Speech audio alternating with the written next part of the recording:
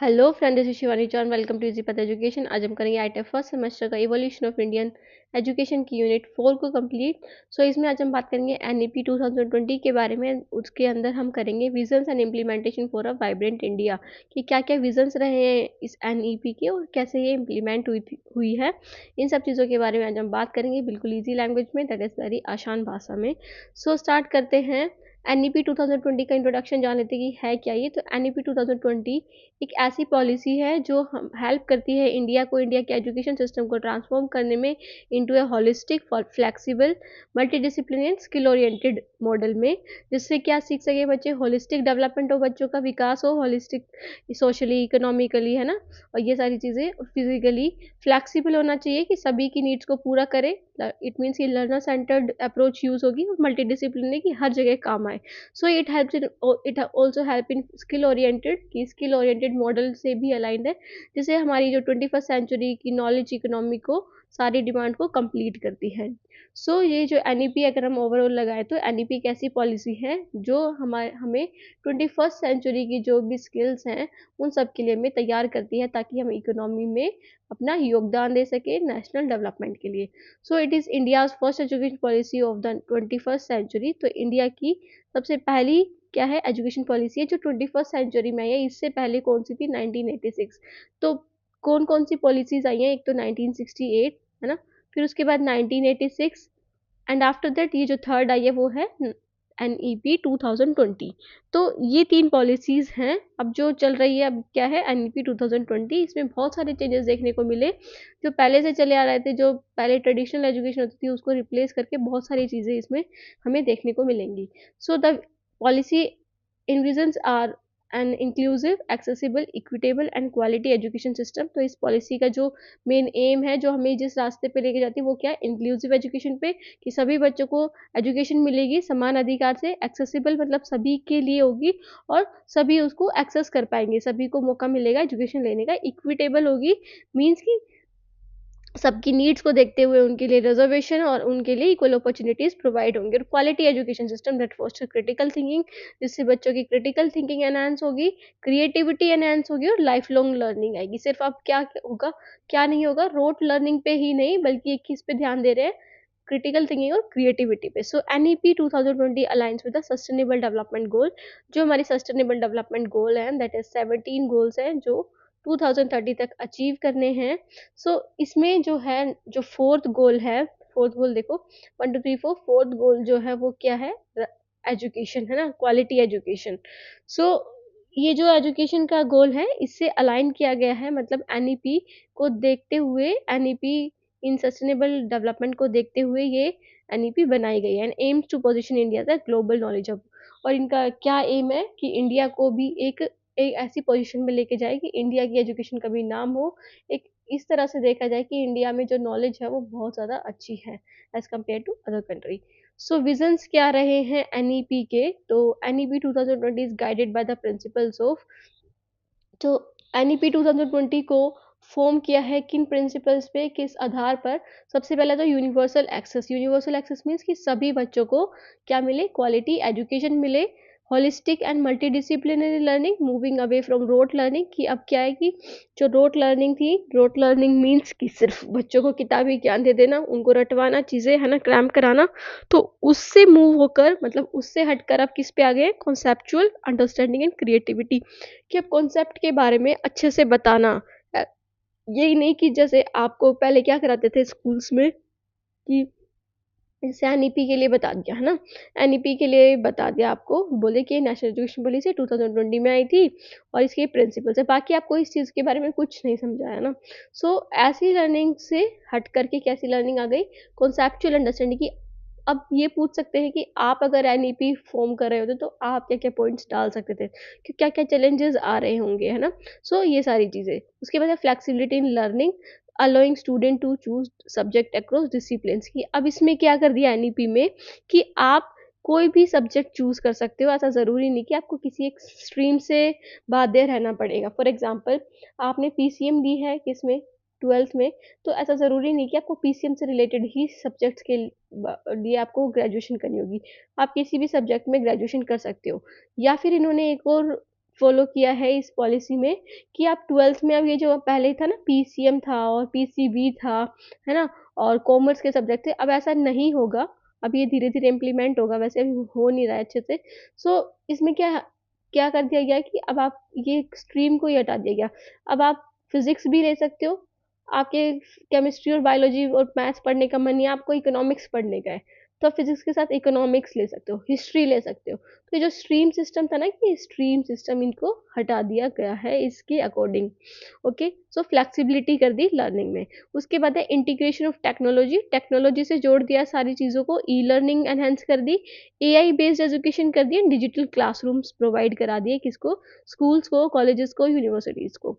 उसके बाद है स्किल डेवलपमेंट एंड एम्प्लॉयबिलिटी, जो चीज़ें कराएंगे वो किस पे बेस्ड होगी, हमारे स्किल डेवलपमेंट पे।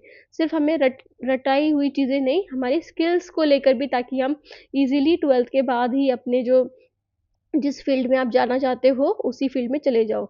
जैसे कि ये आईटेप कोर्स है ना, आईटेप कोर्स 12th के बाद सीधा क्यों कर दिया, पहले क्या होता था, आपको बीकॉम करनी पड़ती थी, है ना, फिर उसके बाद बीएड अलग से 2 साल की। सो अब क्या कर दिया कि बच्चे ये डिसाइड कर सके 12th के बाद ही कि उन्हें क्या करना है, उसके लिए इंटीग्रेटेड कोर्स स्टार्ट कर दिए। अब कोई फालतू में तो 4 साल का कोर्स करेगा नहीं ना, क्योंकि 4 साल एक बहुत बड़ा टाइम हो जाता है। तो आप किसी चीज़ को डिवोट कर रहे हो 4 साल, तो वो किसी रीज़न की वजह से ही कर रहे होंगे। तो अब टीचर बनना एक मकसद, एक तरह से ऑप्शन नहीं रह गया है, क्या है, अब आपका गोल बन जाएगा इसके थ्रू। ये एक एग्जाम्पल था, ठीक है। फिर उसके बाद है रिसर्च एंड इनोवेशन, तो एनकरेजिंग क्रिटिकल थिंकिंग, जैसा कि अभी देखा कि ये क्रिटिकल थिंकिंग को एनकरेज करता है, साइंटिफिक टेम्पर को इंक्रीज करता है, कि लोगों में साइंटिफिक भावना है, वो किसी भी अंधविश्वास वगैरह पे बिलीव ना करके जो साइंटिफिक चीज़ें, जो प्रूव चीज़ें हैं उन पे बिलीव करें, तो उनके अंदर साइंटिफिक टेम्पर आए, एंड इनोवेशंस पे उन्होंने फोकस किया है। उसके बाद है इक्विटी एंड इंक्लूजन, तो इट मीन्स की special focus on marginalise group, rural areas and differently able student. ये अब किस पे फोकस कर दिया गया है, मार्जिनाइज ग्रुप को, मतलब जिसको अनदेखा किया जाता है, जैसे कि अलग अलग ट्राइब्स के लोग, है ना, उनको बिल्कुल अनदेखा दिया जाता है, अनदेखा किया जाता है। तो उसकी वजह से क्या कर दिया, इन पे स्पेशल फोकस किया है, रूरल एरियाज पे ज़्यादा फोकस किया है, और जो कैसे स्टूडेंट्स हैं, डिफरेंटली एबल्ड, मतलब जो फिजिकली चैलेंज स्टूडेंट्स हैं, उन पे ज़्यादा फोकस किया है। So NEP 2020 aims to make India global leader in education by 2040। तो एनईपी का मेन एम क्या है कि इंडिया को एक ग्लोबल लीडर बनाना एजुकेशन में, कब तक, 2040 तक, with a strong emphasis of on self reliance. किसके लिए, मतलब इन्होंने क्या बोला कि अब एजुकेशन जो है ऐसी होनी चाहिए, मतलब आत्मनिर्भर भारत बनाने के लिए। अब ऐसा नहीं होना चाहिए कि आप दूसरे देश में जाके कमा रहे हो, या फिर आप किसी और पे डिपेंड हो, है ना, किसी और कंट्री पे डिपेंड हो। इंडिया कोई ऐसी कंट्री बना देना कि वहीं सारी चीज़ें बनने लग जाए, वहीं एग्रीकल्चर हो, वहीं इंडस्ट्रीज हो, है ना। तो ऐसा एक तरह से इन्होंने गोल लेके चला है एनईपी के तहत। उसके बाद आता है next one is implementation of NEP 2020 की रिफॉर्म। तो इम्प्लीमेंटेशन करने के लिए क्या क्या चीज़ें इंक्लूड करी गई हैं एनईपी में। सबसे पहले तो स्कूल एजुकेशन रिफॉर्म को इन्होंने चेंज कर दिया, है ना। स्कूल एजुकेशन रिफॉर्म, पहले कैसा स्ट्रक्चर था स्कूल एजुकेशन का, 10+2 सिस्टम का, 10+2 मतलब 10वीं तक, फिर उसके बाद 11-12 क्लास।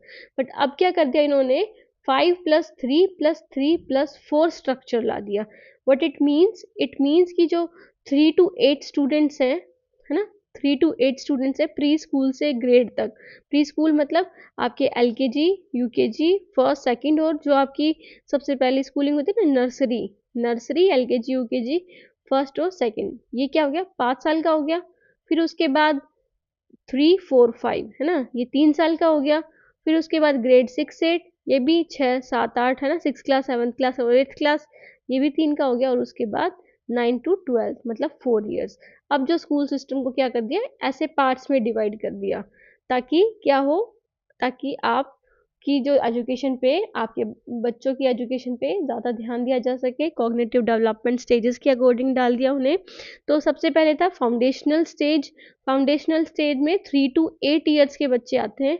इसमें क्या फोकस रहेगा, बच्चों को प्ले बेस्ड लर्निंग कराएंगे, और early childhood care and education मिलेगी उन्हें, जो उनकी उनके अकॉर्डिंग, उनके नीड के अकॉर्डिंग जो एजुकेशन है। ओके, फिर है प्रिपरेटरी। प्रिपरेटरी में 8 to 11 ईयर्स के स्टूडेंट्स आएंगे, जो किस लिए होंगे, foundational literacy, numeracy, experiential learning. तो इसमें क्या होएगा, बच्चों को बेसिक मैथ सिखाई जाएगी, है ना, बेसिक चीज़ें सिखाई जाएंगी इस स्टेज में, 8 to 11, ग्रेड 3 से 5 तक। ओके, तो उसके बाद है मिडल। मिडल में 11 to 14 ईयर्स के स्टूडेंट्स आएंगे। तो इसमें क्या है, इसमें क्या फोकस रहेगा, सब्जेक्ट स्पेसिफिक लर्निंग होगी कि 11 to 14 आपको सब्जेक्ट स्पेसिफिक, की अगर कोई एसएस का सब्जेक्ट है, हिस्ट्री का सब्जेक्ट है, तो आपको हिस्ट्री से रिलेटेड चीज़ें बताई जाएंगी।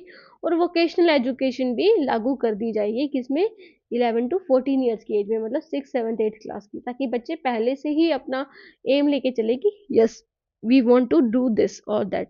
ओके, उसके बाद है सेकेंडरी स्टेज। सेकेंडरी में 14 to 18, that is 9 to 12 grade आएंगे, क्लासेस आएंगी आपकी। तो इसमें मल्टी डिसिप्लिनरी लर्निंग कराएंगे। इट मीन्स कि आपको अलग अलग एरिया पे फोकस कराएंगे। ज़रूरी नहीं कि आप सारे साइंस के ही सब्जेक्ट पढ़ोगे, है ना। आप साइंस के साथ क्या ले सकते हो, मतलब साइंस के किसी सब्जेक्ट के साथ आप कॉमर्स का कोई सब्जेक्ट ले सकते हो, कॉमर्स के साथ आप किसका ले सकते हो, आर्ट्स में किसी हिस्ट्री या सोशियोलॉजी का सब्जेक्ट ले सकते हो। तो सब्जेक्ट की चॉइसेस को क्या कर दिया, मल्टी डिसिप्लिनरी कर दिया, कि आप कुछ भी पढ़ सकते हो आप, ठीक है, किसी भी सब्जेक्ट से रिलेटेड, फ्लेक्सिबिलिटी इन सब्जेक्ट। ओके, तो ये सारी चीज़ें।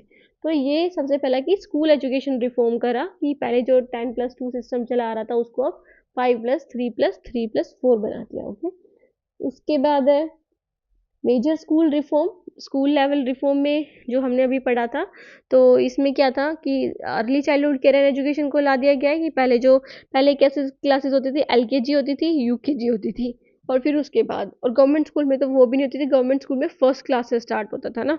तो अब क्या कर दिया गया, ईसीसीई ला दी, मतलब आंगनवाड़ी चला दी।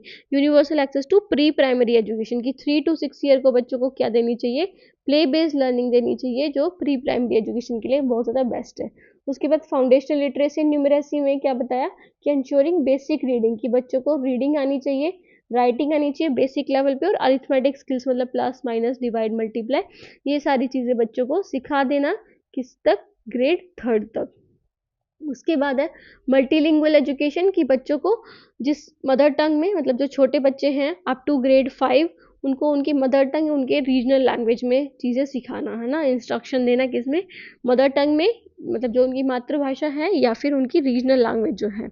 उसके बाद है होलिस्टिक रिपोर्ट कार्ड। तो रिपोर्ट कार्ड में सिर्फ आप उनके मार्क्स ही नहीं, मतलब report card in the sense कि उनकी जो चेकिंग होगी, उनकी जो इवेल्युएशन होगी, वो सिर्फ उनके सब्जेक्ट मार्क्स पे नहीं, होलिस्टिक उस पर डेवलप होगा। सो इसमें क्या है, बच्चे की स्किल्स भी देखी जाएगी, पर्सनैलिटी डेवलपमेंट भी देखा जाएगा, और एकेडमिक परफॉर्मेंस, तीनों चीज़ पे ही फोकस करेंगे। उसके बाद है फ्लैक्सिबल सब्जेक्ट चॉइस। तो इसमें बच्चे क्या कर सकते हैं, can now mix arts, science and commerce stream, है ना। अब ऐसा नहीं रहेगा कि कोई आर्ट स्ट्रीम थी जिसमें सारे एसएस के सब्जेक्ट थे, है ना, साइंस स्ट्रीम थी जिसमें सारे साइंस के सब्जेक्ट थे, तो ऐसा नहीं रहेगा। अब स्टूडेंट मिक्स कर सकते हैं। उसके बाद है वोकेशनल एजुकेशन फ्रॉम ग्रेड 6 की, 6th क्लास से वोकेशनल एजुकेशन को इंट्रोड्यूस कर दिया जाएगा। तो इसमें क्या है कि इंटर्नशिप्स कराएंगे बच्चों को, एक्सपोजर देंगे कोडिंग के बारे में, एआई के बारे में, रोबोटिक्स के और क्राफ्ट्स के बारे में, जिस भी एरिया में उनका इंटरेस्ट है। उसके बाद है रिडक्शन इन सिलेबस, जो ये किताबी भाषा वाला ज्ञान है ना, उसको थोड़ा कम कर दिया जाएगा, focus on core concept, eliminating unnecessary memorisation. की बहुत सारी चीज़ें ऐसी थी जो हमारे पढ़ने के लिए सही है ही नहीं, है ना, जो हमें, जिनकी नॉलेज हमें चाहिए ही नहीं सबसे ज़्यादा, तो उन सब चीज़ों को एलिमिनेट कर दिया जाएगा। उसके बाद आता है higher education reform. So higher education reform क्या थे, अभी हमने पढ़ा कि स्कूल लेवल पे जो रिफॉर्म्स हुए हैं ना, चेंजेस हुए हैं वो। फिर उसके बाद है हायर एजुकेशन। हायर एजुकेशन मतलब जो आपकी यूनिवर्सिटी एजुकेशन या कॉलेज एजुकेशन होती है उसे। So NEP 2020 aims to increase gross enrolment ratio. जो आपकी ग्रोस एनरोलमेंट रेशियो है, कि कितने बच्चे स्कूल जाते हैं, एनरोल कराते हैं, वो कितनी होनी चाहिए, 50% होनी चाहिए बाय 2035। ओके, कि 2035 तक वो कितनी होनी चाहिए, 50% होनी चाहिए। इट मीन्स कि हायर एजुकेशन अभी 50% भी नहीं है टोटल पॉपुलेशन में से। So major high education reform जो है वो क्या क्या है, सबसे पहले तो मल्टी डिसिप्लिनरी अप्रोच, की no rigid separation between science, arts and commerce. की कोई भी, अब ऐसा नहीं है कि आप कोई भी सब्जेक्ट नहीं ले सकते, आप कोई भी सब्जेक्ट ले सकते हो, साइंस का भी कोई सब्जेक्ट ले सकते हो, उसके साथ कॉम्बिनेशन कर सकते हो आर्ट्स के सब्जेक्ट का और कॉमर्स के सब्जेक्ट्स का। ओके, तो कोई सेपरेशन नहीं है, अब ये सारी चीज़ें हटा दी जाएंगी, आर्ट्स कॉमर्स साइंस की ऐसा होगा ही नहीं कि ऐसा कुछ था भी। उसके बाद है 4 year UG programme with multiple exit option. कि आपको 4 ईयर यूजी प्रोग्राम मिलेगा, मतलब इंटीग्रेटेड प्रोग्राम मिलेगा, जिसमें आप मल्टीपल एग्जिट ले सकते हो। आप ऐसा फॉर एग्जांपल आपने 1 साल का कर लिया कोर्स, आपने फॉर एग्जांपल बीए इकोनॉमिक्स में एडमिशन ले लिया इंटीग्रेटेड में, ओके। तो अगर आप 1 साल के बाद आपको कोई इमरजेंसी हो गई या फिर आपको कोई कुछ और करने का मन है, तो आप क्या कर सकते हो, एग्जिट ले सकते हो और उस 1 साल का आपको सर्टिफिकेट मिल जाएगा। और अगर आप 2 साल कोई कोर्स करोगे, उस कोर्स को 2 साल तक चलाओगे तो आपको डिप्लोमा मिल जाएगा। अगर 3 साल तक चलाओगे तो बैचलर डिग्री मिल जाएगी। और अगर आप 4 ईयर में कंप्लीट करते हो तो रिसर्च फोकस बैचलर डिग्री मिल जाएगी आपको। मतलब आप इसके बाद क्या कर सकते हो, रिसर्च एरिया में जा सकते हो, ओके। आप क्या कर सकते हो, रिसर्च एरिया में जा सकते हो। उसके बाद है ABC academic bank of credits दिए जाएंगे आपको। अब ये सारी चीज़ें कैसे पता चलेंगी, तो वो सारी चीज़ें इसी के थ्रू पता चलेंगी, एबीसी सिस्टम के through, academic bank of credit, कि आपके क्रेडिट्स ऐड होंगे हर सेमेस्टर में। तो student can store and transfer credit across institution, कि अगर उसको 1 साल, अगर आपको जैसे एमडीयू से 1 साल कर लिया आपने कोई कोर्स, तो उन क्रेडिट सिस्टम के थ्रू आप दूसरे इंस्टीट्यूशंस में वो क्रेडिट शो कर सकते हो कि मैंने 1 साल का कोर्स कर लिया, तो मैं इसके बाद यहाँ से स्टार्ट करूँगा अपनी एजुकेशन। तो आप किसी भी इंस्टीट्यूट में जाके उसे शो कर सकते हो और अपनी एजुकेशन वहाँ पे स्टार्ट कर सकते हो, ओके। उसके बाद है single regulator for higher education. अब क्या हो गया, establishment of higher education commission of India, मतलब एक रेगुलेटर बन गया सिंगल। जैसे पहले तो अलग अलग थे, है ना, पहले तो जैसे यूजीसी अलग था, एआईसीटी अलग था, एनसीटी अलग था, इन सब तीनों के अलग अलग काम थे। बट अब क्या कर देंगे, एक higher education commission of India बना दिया जिसमें ये सारी चीज़ों को मर्ज कर दिया गया है, मतलब मिला दिया गया। यूजीसी को भी, that is university grant commission को भी, एआईसीटी को भी, all India council for technical education को भी, और एनसीटी को भी, national council for teacher education. तो इन सब तीनों चीज़ों को क्या कर दिया, मिला दिया गया, तीनों बॉडीज को मिला दिया गया, क्या बनाने के लिए, higher education commission of India की। यही इसी के अंडर सारी चीज़ें आएंगी।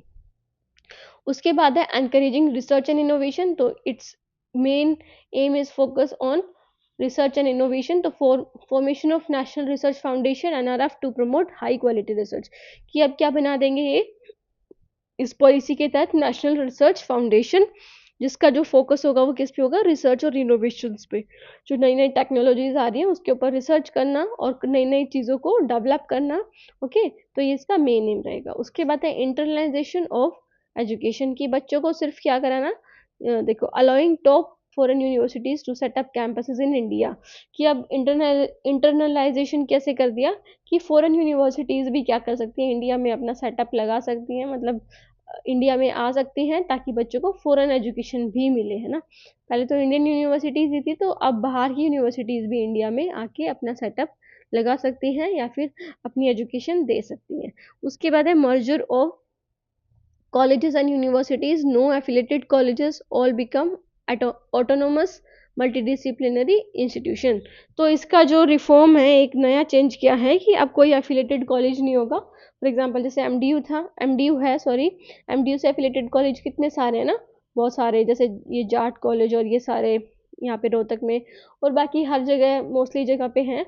तो ये सारे चीज़ों को हटा देंगे and all must become autonomous, की अब जो होंगे सारे कॉलेजेस अपने अलग से ही उनको अपना काम करना पड़ेगा, है ना।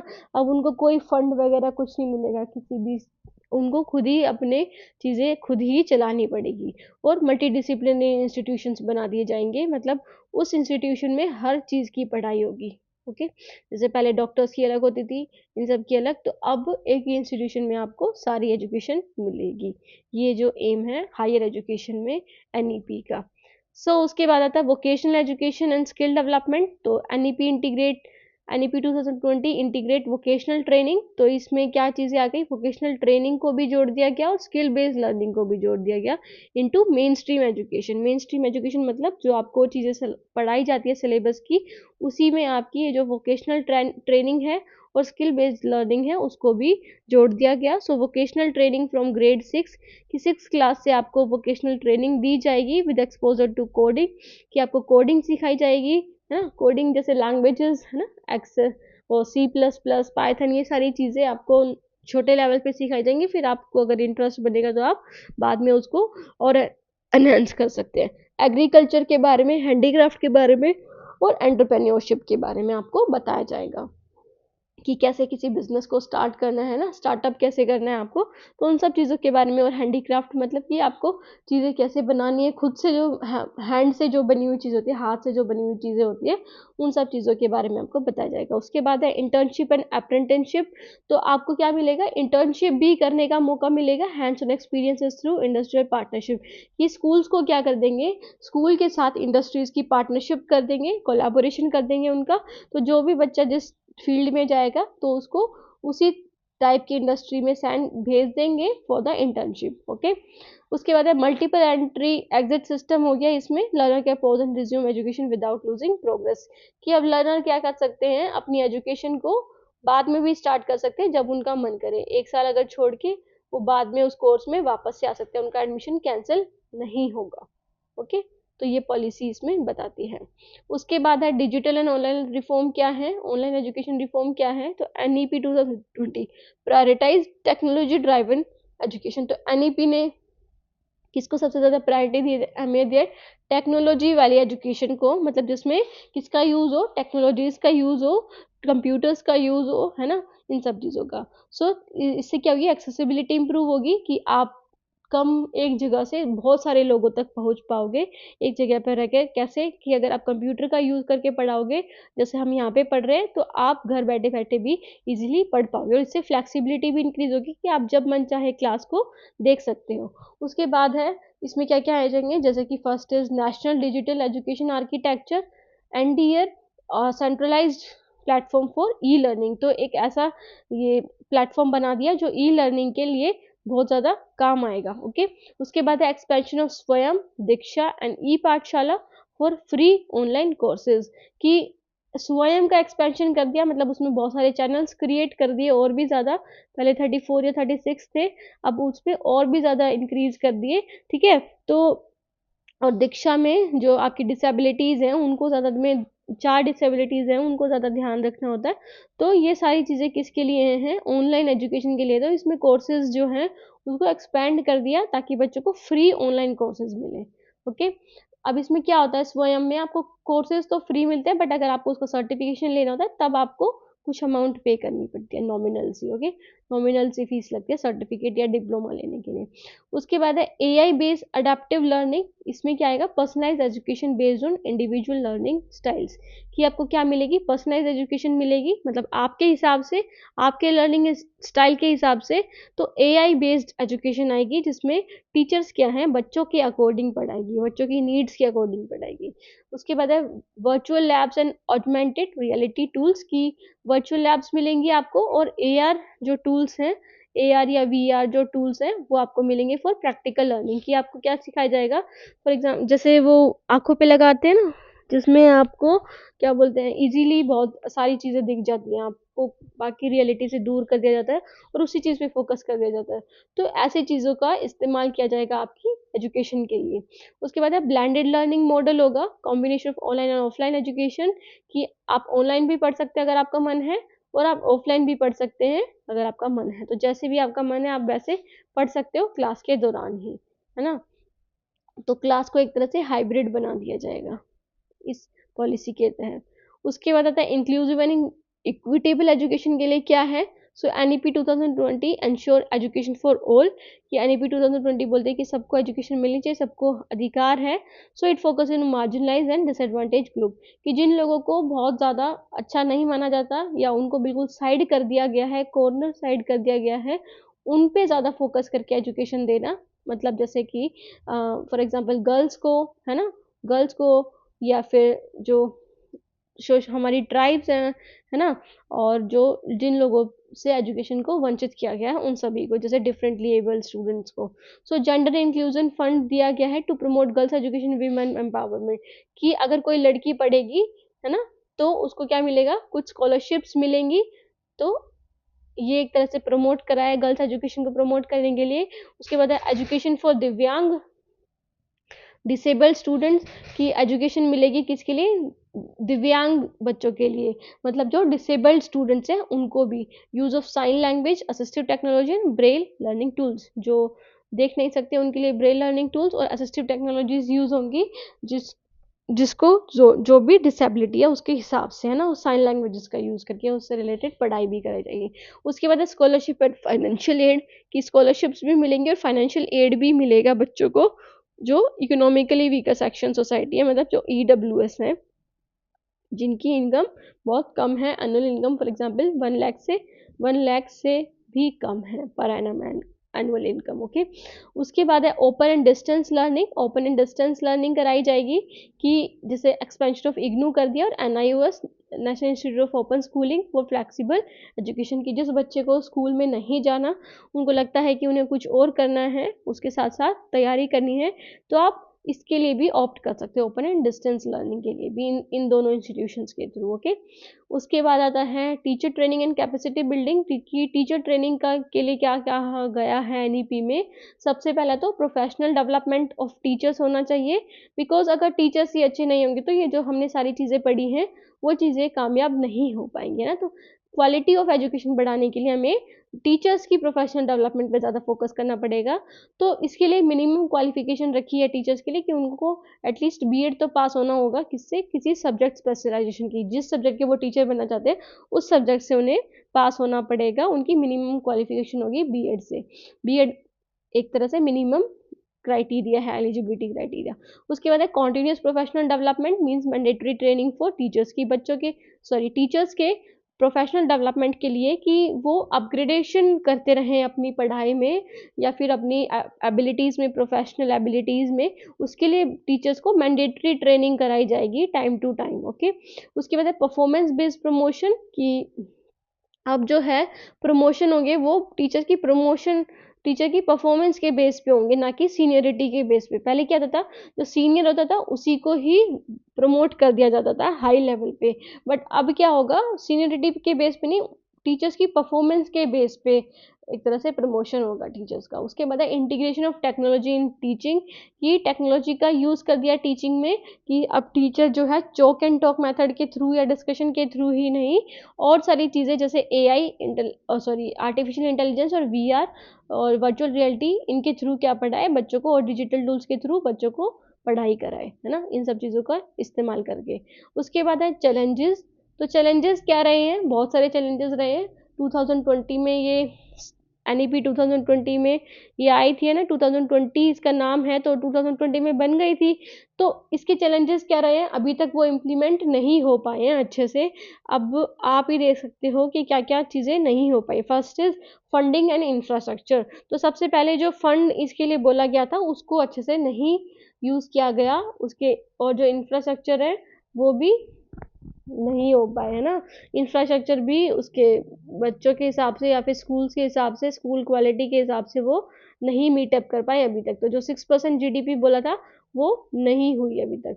उसके बाद है माइंडसेट शिफ्ट, की लोगों का माइंडसेट है वही तैयार नहीं है इसको क्या करने के लिए, अडॉप्ट करने के लिए, कि टीचर्स जो हैं कुछ क्या करते हैं कि इस चीज़ को अडेप्ट करने के लिए तैयार ही नहीं है, वो अभी भी किस पे, रोट लर्निंग पे ही फंसी हुई हैं, रोट टीचिंग पे ही फंसी हुई हैं, है ना, वो सिखाना ही नहीं चाहते, है ना। तो माइंडसेट ही शिफ्ट नहीं हो पा रहा लोगों का। तो moving away from rote learning to skill based education. Okay, उसके बाद है टीचर ट्रेनिंग, कि टीचर को ट्रेनिंग भी नहीं मिल पा रही है, तो सबसे ज़्यादा ज़रूरत है कि टीचर को ट्रेनिंग मिले, ताकि उनकी जो अपस्किलिंग है, मतलब जो स्किल्स हैं उनके पास, वो और भी ज़्यादा बढ़ती रहें।